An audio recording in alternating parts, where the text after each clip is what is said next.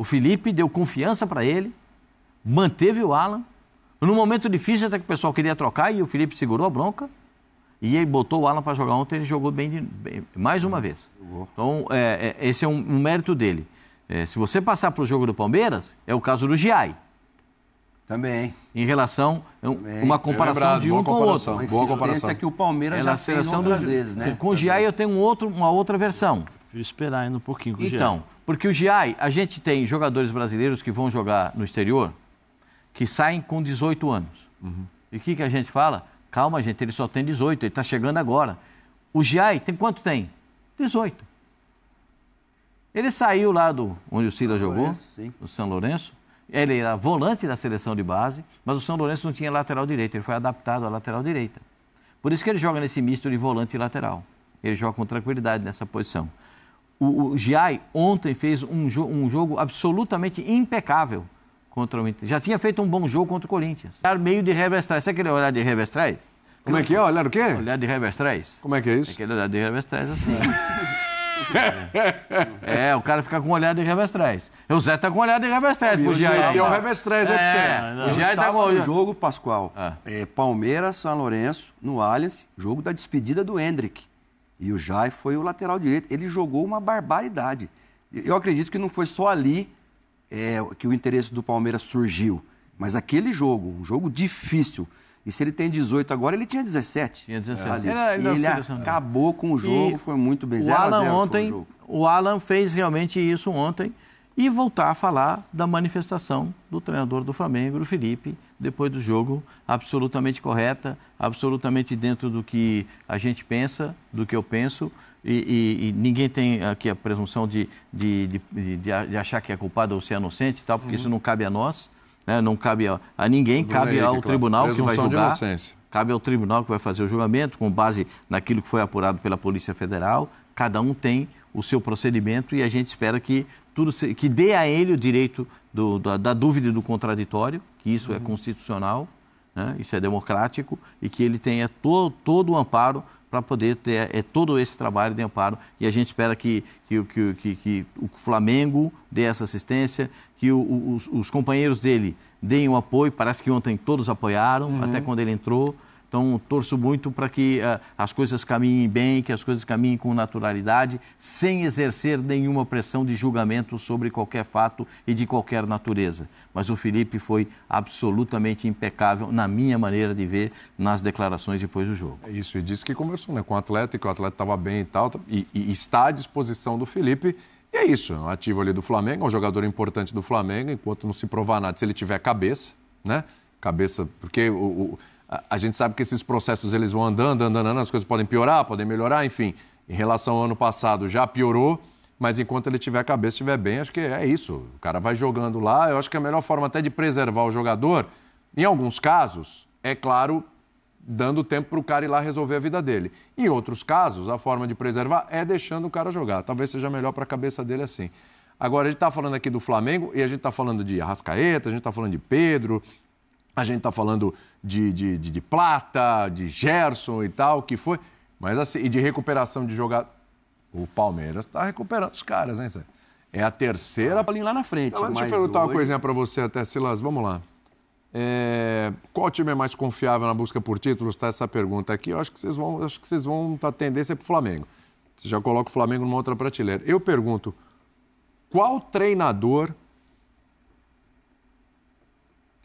Aí é o Abel e o Felipe, né? O Abel tem mais estrada aí, tem títulos, o Felipe também tem. Mas, enfim, qual treinador pode arrancar mais desses times aí? É o Abel no Palmeiras? É o Felipe no Flamengo? Qual é aquele que você olha e você acha mais confiável? É o Abel ou é o Felipe? Vamos trocar o nome dos times pelo nome dos técnicos. Eu acho que time por time, o Flamengo é mais técnico, o Palmeiras é mais dinâmico. Treinador por treinador, eu acho que o Palmeiras tem mais chance, porque o estilo de jogo. Por exemplo, esse revés que o Flamengo teve contra o Central Córdoba, eu acho difícil acontecer com o Palmeiras, por conta da dinâmica de jogo do Palmeiras. Cara, é muita pegada, muito menos técnico que o Flamengo. Não é pouco, não, é muito. Mas até pelos jogadores, o próprio Piquerez, o próprio Gustavo Gomes, Richard Rios, que o Zé que falou, né? Que vai ser talvez um dos melhores do ano, sem dúvida nenhuma. Aníbal Moreno, Emiliano Martins, ou seja, é um time, Vitor Roque, ó, o estilo. Tudo bem, não vai ter o Estevão, mas já tem o Paulinho. Ou seja, o Facundo Torres já começou a entrar na engrenagem de uma forma diferente. O Facundo corre para todo mundo. O próprio Flaco Lopes, ou seja, tem altura também, não é só em posição física. Então, assim, a gente está falando de Copa Libertadores também. Então, eu acho assim. E treinador por treinador, o Felipe, ele já escalou vários degraus, mas o Abel ainda está muito na frente dele. Eu só não concordo com o Abel ontem, na entrevista dele, quando ele disse que o mesmo time que fez as finais contra o Corinthians é esse aí. Abel, não é. Vamos concordar? Não é. É o mesmo time? Não. O formato de jogo é igual? Não. O time competiu tanto quanto competiu nessas últimas partidas. Contra o próprio Corinthians e contra o Internacional. Se tivesse jogado assim, provavelmente... Se tivesse competido... O Palmeiras já sido campeão paulista. Se tivesse competido da mesma forma, para mim, eu acredito que poderia... Eu não sei porque o futebol não tem verdade linear, mas poderia ter mudado a história do Campeonato Paulista. Certo? Então, só essa parte que eu não concordo com o Abel da entrevista. Que ele diz, não, o mesmo time, esse time que aqui, o jeito que jogou, é o mesmo do Campeonato Paulista. Não é, Abel. Não é. Infelizmente, para o torcedor do Palmeiras, não é. Porque se o time tivesse essa pegada, essa vontade, essa determinação, essa distribuição em campo, e essa bola de saída de velocidade pelos lados do campo e a chegada ofensiva, a história seria completamente diferente, entendo, no Campeonato Paulista. É a minha única discordância com o Abel da entrevista dele. Diz que anda com a medalha do segundo lugar. Para todo canto que ele vai, ele leva a medalha de vice-campeão. Porque ele diz que aqui no Brasil e em Portugal, quando você vai numa decisão e perde, você perdeu o título. É pau a pau com o Flamengo no campeonato? Sim. Distância, pontos corridos e tal. Hoje é que pau a pau com o Flamengo? Ou ainda tem aquela coisinha do Pascoalzito, porque lá é mais e tal. O elenco do Flamengo, ele é incomparável. Ok, eu concordo contigo. Incomparável! Eu concordo contigo. Me ajuda. Incomparável. Mas o trabalho? Eu acho que assim, você vai ter vitórias como a do Flamengo ontem por 6-0, que são vitórias robustas, assim, que enchem os olhos dos torcedores, de nós da imprensa, pela qualidade de jogo, dos jogadores e tal, e você vai ter uma vitória importante como a do Palmeiras ontem. Eu acho que mostra exatamente a diferença das duas equipes. O Silas foi feliz nos exemplos, né? Você tem a competitividade do Palmeiras, o dinamismo, a pegada, a marcação, um time europeu, e você tem o Flamengo, um time europeu com uma qualidade brasileira. Porque o Felipe exige dos jogadores a marcação forte, a pegada, a intensidade o tempo todo. Então você tem um pouquinho mais de qualidade e plástica, vamos dizer assim, no Flamengo, mas a competitividade e aquela coisa, você fala, que time chato de jogar, assim, que é o Palmeiras. Então você vai... E o enfrentamento dos dois. Nós vimos, você vê, o Palmeiras vinha oscilando, o Abel tentando achar o time e tal. Ele roda, ele fez igual ele fez o ano passado. Ele rodou o time inteiro no Campeonato Paulista, coloca todo mundo, põe todo mundo para jogar e depois ele vai fazendo o funil. E aí, como eu falei, acho que as duas finais contra o Corinthians, encontrei o time, entendi o que eu preciso fazer. Moralmente, dentro de um vestiário, você perder para um rival da forma como foi, mexe com o brilho dos jogadores, a cobrança da torcida, a rivalidade, e aí você tem esse time chato para jogar. E do lado do Flamengo, você tem um treinador que é jovem, mas que, como diria o Vanderlei Luxemburgo, está apontado para o Shell o tempo todo. Sim. É um cara, né, que exige e concentrado. Eu sou fã do Felipe desde a primeira entrevista que ele deu. Eu acho, a única coisa que eu acho, o Pascoal pode falar um pouquinho mais de propriedade em relação a isso, mas dentro da experiência que tem dentro do futebol, que eu tenho, o Silas também e tal, eu acho que ele se cobra muito. Nas entrevistas ele se cobra muito, ele mesmo fala que eu cobro assim, eu fico esperando assim. Eu acho que isso pode fazer mal para ele mais tarde, em termos de saúde, né? Em termos de saúde, porque não nenhuma, isso aí é ruim. Você tem que você tem que ter um limite, né? Um limite para você sofrer até onde você pode. Depois começa a te fazer mal. E isso eu acho que tem que levar um pouquinho em consideração.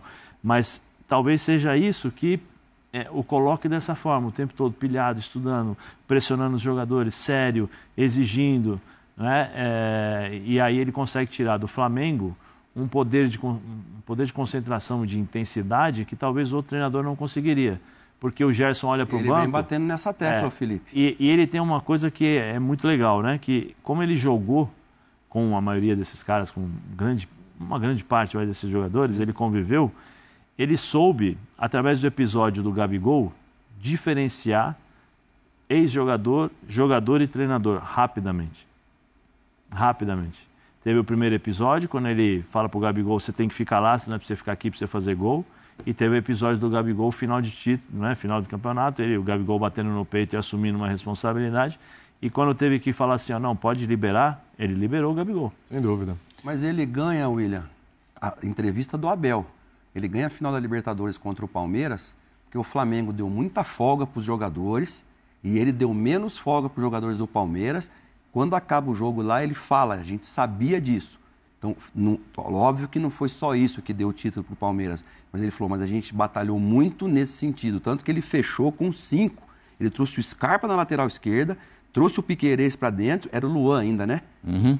Trouxe o Gustavo Gomes da esquerda para a direita. Sim. E o Mike para pegar o Bruno Henrique lá na frente.